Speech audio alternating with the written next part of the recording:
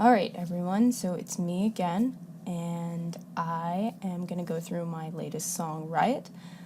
If you haven't heard it already, you can hear it on SoundCloud, Spotify, Bandcamp, iTunes, the whole shebang.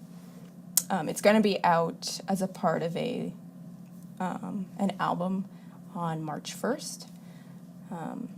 But if you want to get more details about that album or further releases, sign up for my mailing list at bluespellmusic.com because you'll get more details than I would give on Instagram or Facebook or whatever. So why don't we start by just listening to a little bit of the song so you can kind of get reacquainted to it before I dive in.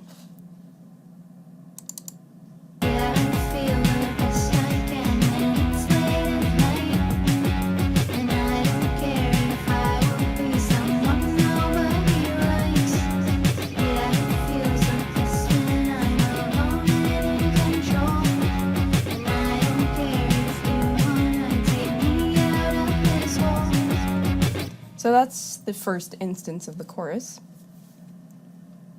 And with this song, I really want to talk mostly about the percussion because I focused a lot on the percussion and the drums when writing and producing this song. So some songs, like for instance Moondance, I specifically talked about how I didn't focus as much on the percussion, but this song is much different. I focused a lot on the percussion. So I'll just open up this drum group, but there's a lot going on here. So I have this D&B drum group, I have this 808 drum group, and I have what I call the core drum group, and then a sample of drums that come in and out, and then various kind of noise and effects. So I'll start off by, let's listen to the core drums when it first comes up in the verse, because that is just the main beat of the song.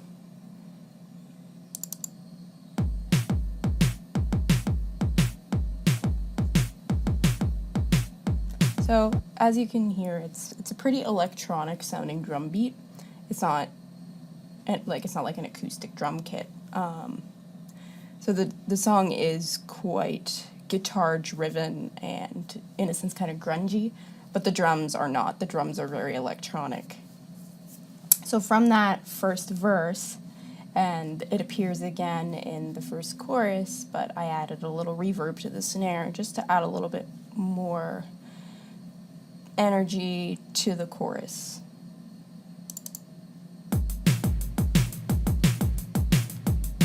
And there's also that hi-hat that appears as well to create more of like a speed and urgency. Now, with this song, it's pretty much the same chord progression throughout. It's 3 chords that plays the whole time in various forms, whether it's through the guitar, through the bass, or through some of the synths that come on later on. You know, because it is the same throughout, with the production, I have to be pretty creative in how to create contrasts and how to sort of defy your expectations of the song to make it exciting and not boring. So one of the ways I do that is by using different drum kits. So in the second verse, as compared to the first verse, I use this, quote, 808 type drum sampling, and the beat itself is quite different from the core drum beat.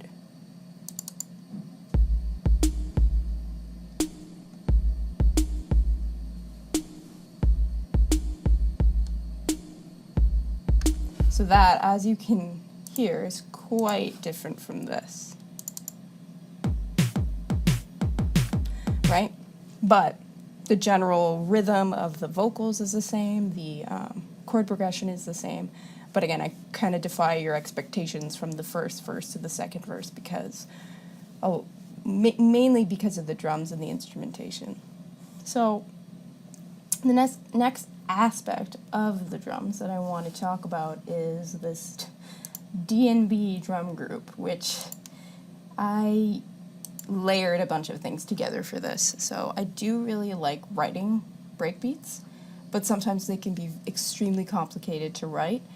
So sometimes what I'll do is I'll go to freesound.org, and they have tons of samples. It's kind of like stock free sounds, again, they have varying levels of licensing, so I tend to use the ones under Creative Commons or attribution, but obviously I'm not going to use commercial free licensing because I am selling this, so I don't want to use somebody's sample and then I don't want them to feel kind of fucked over because I'm, using their sample to sell my stuff, right?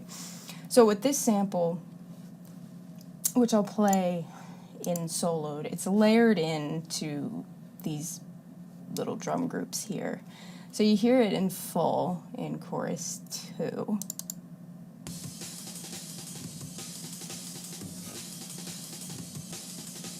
So it's a pretty cool beat in that it's also kind of pans left and right, so it really has that like crazy, like unsettled energy to it. So what I did was, in Ableton you can take audio drum samples and you can convert them to MIDI, and you convert them by using like a drum rack, which is pretty useful. It's a pretty useful tool in Ableton. So I ended up converting this into this, and then I duplicated it with another kit, and I changed out some of the samples in each of these drum groups. So here's one of those kits.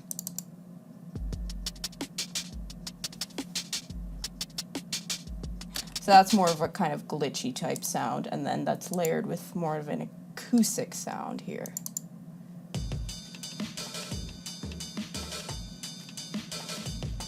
And then all of them together sound like this.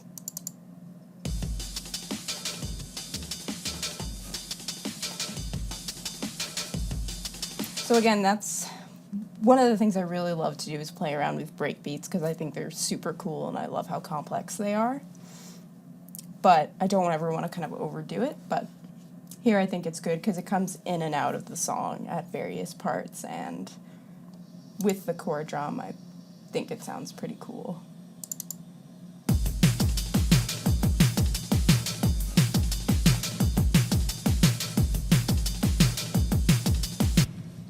So again, it has a pretty high energy sound to it. So other things that I did with a lot of this percussion is I wanted to create differences between sections. So a good way that I find to indicate that you're moving on to another section is by using some sort of effect. So what I ended up using is this kind of reversed white noise sound. So it kind of does that at the end of each sort of section to kind of indicate that, okay, we're moving on to another one. I also used a bunch of just weird sounds like white noise and stuff here. And here. So that kind of stuff, just in and out to just to have more just surprises in terms of the sound. So another thing that I want to talk about is the change in instrumentation and the change of timbres. So with the bass, the first time you hear the bass, it sort of sounds kind of just like a rounded bass sound.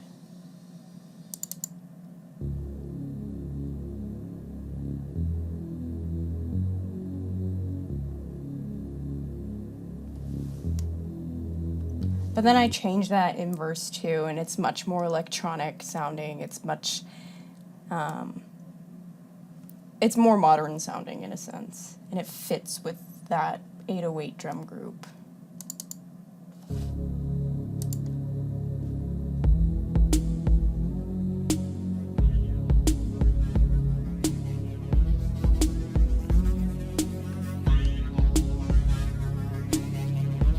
So again, I layered a bunch of synth basses on top of each other to kind of create that kind of wobbly, almost like dubstep sound, but not exactly dubstep. So another thing I do want to talk about is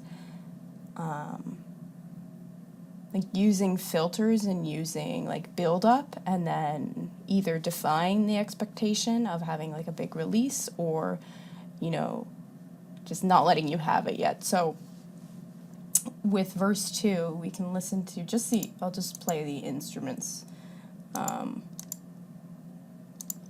the vocals. I probably should just mute the vocals, but hey, I'm not smart, but that's okay. So I'll play part of the verse and then I'll explain what I'm talking about.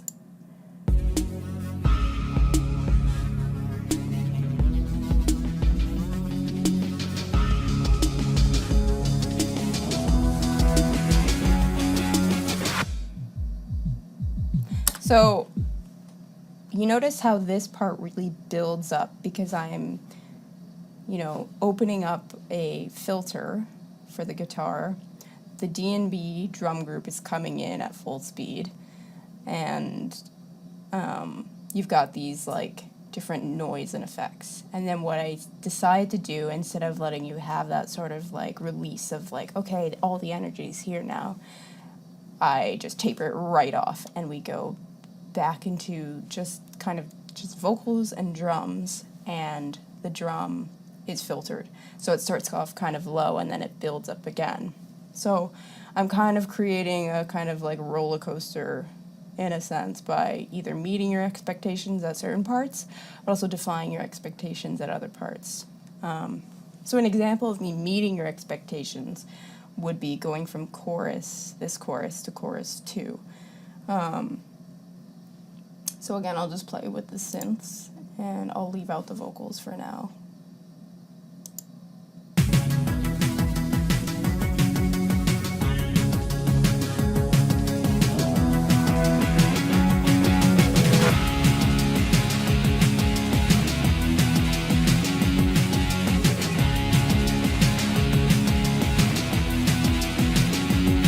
So, my voice just cracked, but as you can see, I actually kind of met that expectation of the build-up. It actually built up to something. I didn't drop off again.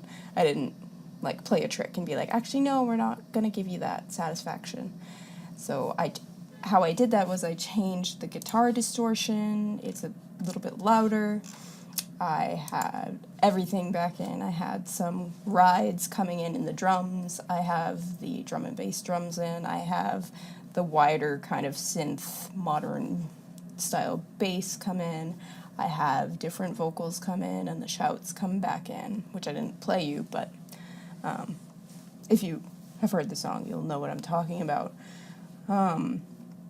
So again, throughout the song, because, it is the same chord progression throughout, I gotta use tricks, and I gotta use like effects and filtering, and I gotta change around the drums to make it interesting. So another thing I kind of do here is with the first instance of the chorus and the second instance of the chorus, the instrumentation is quite different.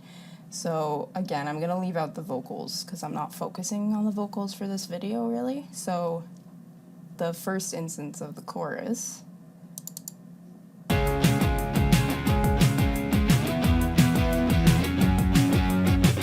it's guitar driven, kind of grungy sounding, kind of 90s feel to it. But the second instance of that chorus is quite different.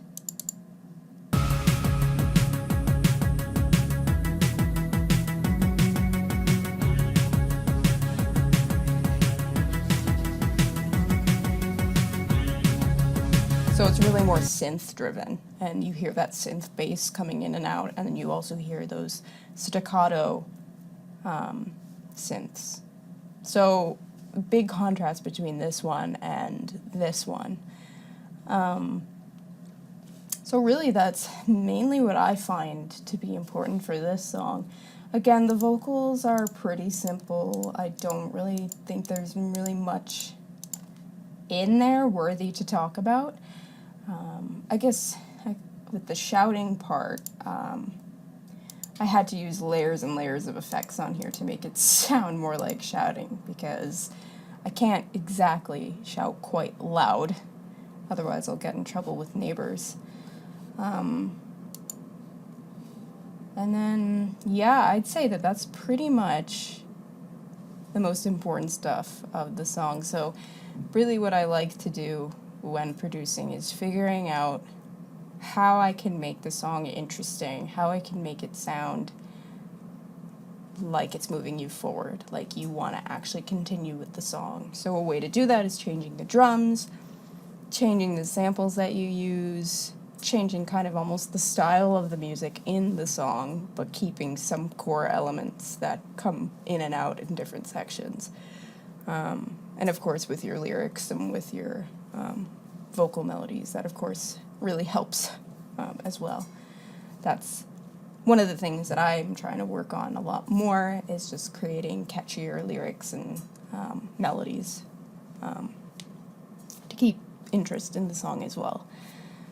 But I think that that's going to be it for this one. I mean, if you have questions about it, I'll answer them. Again, take a listen to the song on Spotify, follow me on Instagram. I'll put all the links for all that stuff in the description, and the link to my website so you can sign up for the mailing list. But yeah, that is Riot, and I hope you had fun listening to that.